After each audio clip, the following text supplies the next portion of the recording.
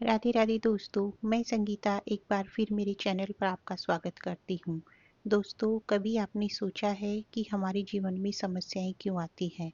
हमारे जीवन में समस्याएं इसलिए आती हैं कि हम उनका समाधान ढूंढ सकें और अपने जीवन को बेहतर बना सकें। आज का किस्सा हमें बताता है कि हम किस प्रकार समस्याओं से समाधान की ओर पहुंचते हैं। तो चलिए शुरू करते हैं आज का किस्सा। एक बार एक सेठ जी थे।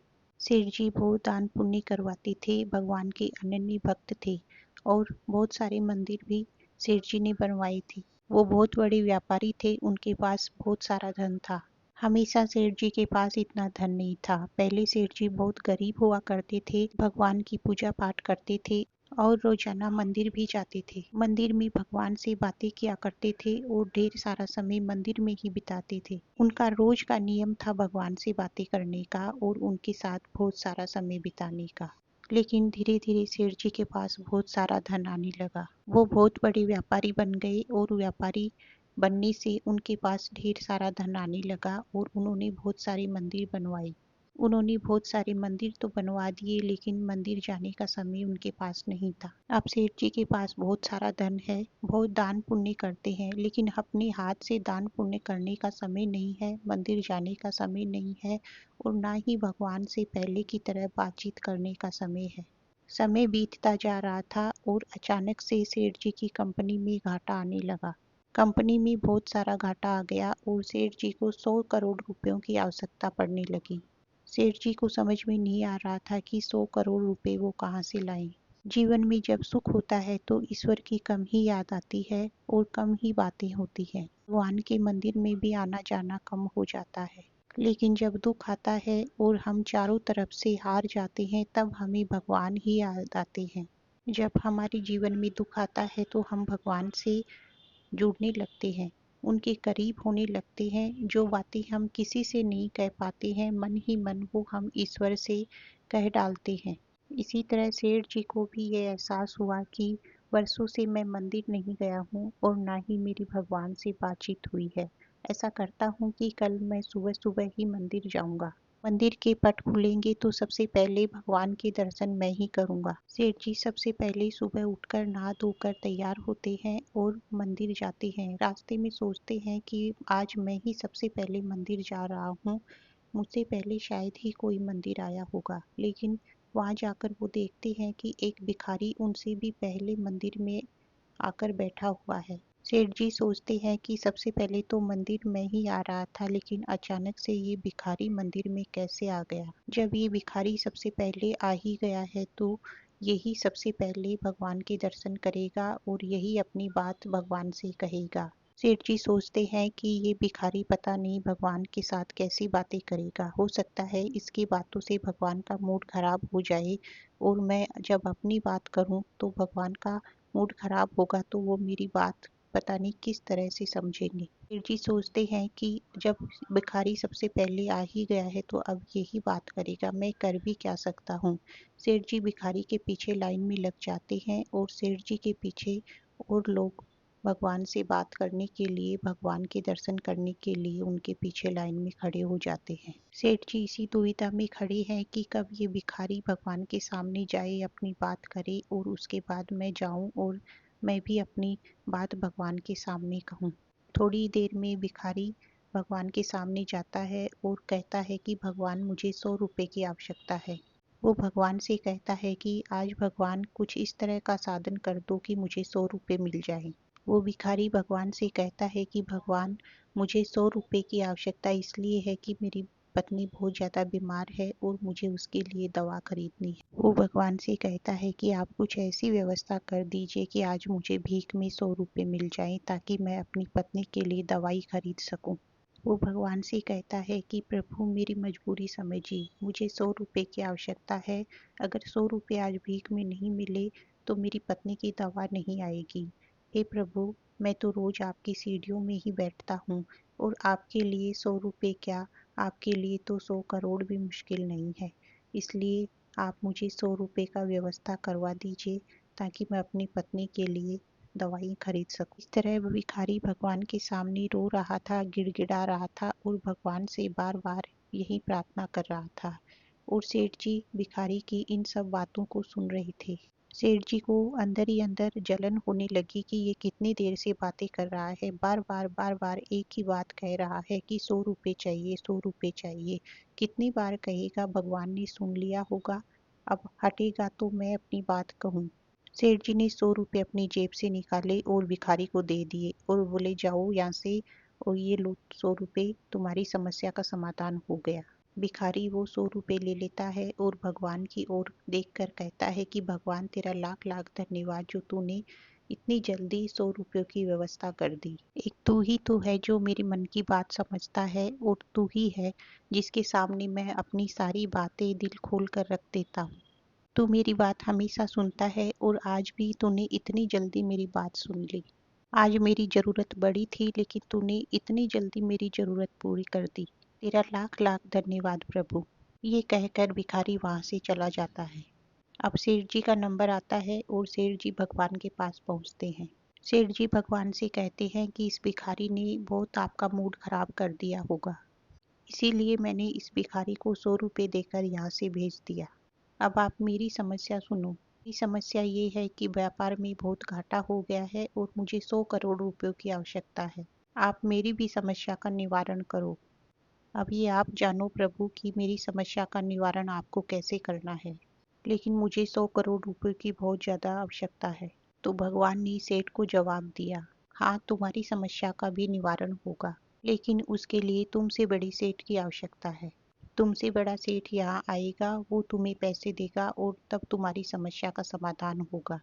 जिस प्रकार उस भिखारी की समस्या का समाधान तुमने कर दिया, उसे 100 रुपये की आवश्यकता थी जो तुमने दे दिए और उसकी समस्या का समाधान हो गया, इसी तरह तुमसे बड़ा सेठ यहाँ आएगा और वो तुम्हें 100 करोड़ रुपए देगा, तब तुम्हारी समस्या का निवारण होगा।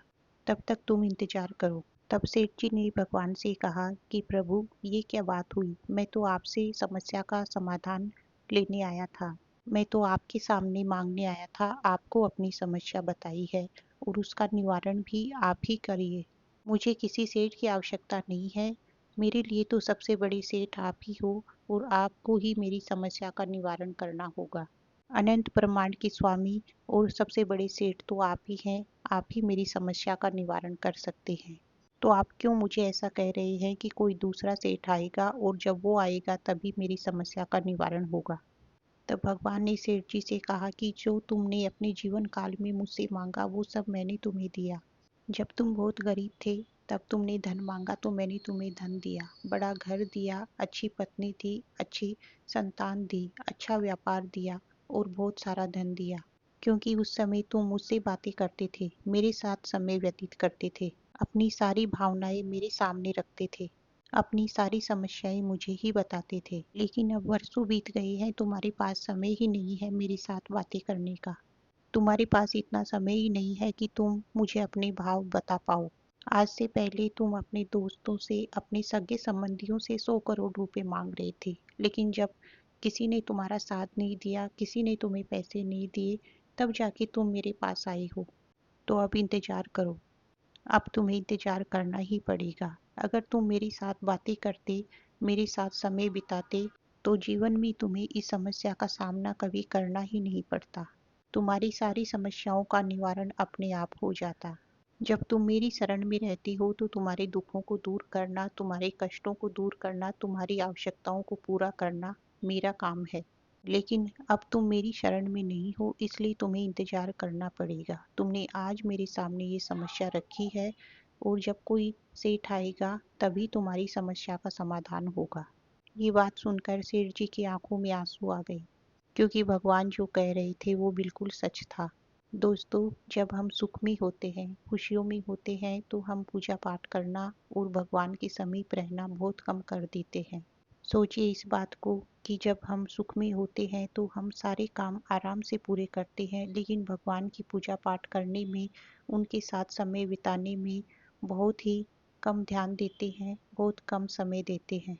जल्दी जल्दी भगवान को भोग लगाएंगे, जल्दी जल्दी भगवान की पूजा करेंगे, लेकिन जब यही काम अगर पैसे गिनने का हो तो हम सारा ध्यान पैसे गिनने में ही लगाते हैं। लेकिन जब भगवान की पूजा पाठ का टाइम हो तो हम ध्यान तो हमारा उस काम की तरफ होता है और हम दिखावे के लिए, थोड़ी सी अपनी संतुष्टि के लिए कि हम पूजा कर रहे हैं, तब हम इस तरह से पूजा करते हैं कि जल्दी से पूजा खत्म हो और हम अपने दूसरे काम कर सकें। लेकिन आप ये भूल जाते हैं कि जब हम भगवान की शरण में होते हैं, उनकी ही तरफ ध्यान लगाए रहते हैं, तो हमारे पास पैसों की कोई कमी नहीं होती है, खुशियों की कोई कमी नहीं होती है। वो बेहिसाब हमारे पास होते हैं, हमें हिसाब लगाने की, उन्हें गिनने की भी ज़रूरत नहीं होती है। भगवान की शरण में होने से हमारी सुख, हमारी खुशियाँ इतनी बढ़ जाएंगी कि हमारी गिनती में भी नहीं आएंगी। खुशियाँ इतनी बढ़ जाएंगी कि वो गिनती में नहीं आएंगी और दुख दूर दूर तक आसपास भी नहीं होगा। तो हर समस्या का समाधान यही है कि ईश्वर की शरण में रहना, घर के मंदिर में बैठना, भगवान के मंदिर में जाकर उनके साथ समय बिताना, उनके सामने अपने भावों को, अपने मनोभावों को प्रकट करना, उनसे विनती करना, उनके साथ बातचीत करना, यही सारी समस्याओं का समाधान है। अगर आप मंदिर में, अपने घर के मंदिर में या एकांत में बैठकर भगवान के सामने अपने भावों को व्यक्त करते हैं, तो फिर हमें दूसरों के सामने गिड़गिड़ाने की, झुकने की, उनसे विनती करने की कोई आवश्यकता नहीं है, क्योंकि भगवान से बड़ा कोई भी ऐसा नहीं है जो हमारी समस्याओं का समाधान कर सके। अगर आप दूसरों के सामने अपनी कोई समस्या बताएंगे तो दूसरे आपको जज करेंगे, आपका मजाक उड़ाएंगे, आपकी समस्याओं को समाधान देने की बजाय उन पर टीका टिप्पणी करेंगे कि इस तरह से तू ये करता तो ये हो जाता, ये हो जाता। लेकिन भगवान ऐसा नहीं करते हैं, वो हमारी सुनते हैं, हमें समझते हैं और हमारी समस्याओं का समाधान करते हैं। आवश्यकता है तो सिर्फ इस बात की कि हम उनसे जुड़े, उनके सामने अपने भावों को व्यक्त करें, किसी भी परिस्थिति में, चाहे हम सुख में हो या दुख में हो।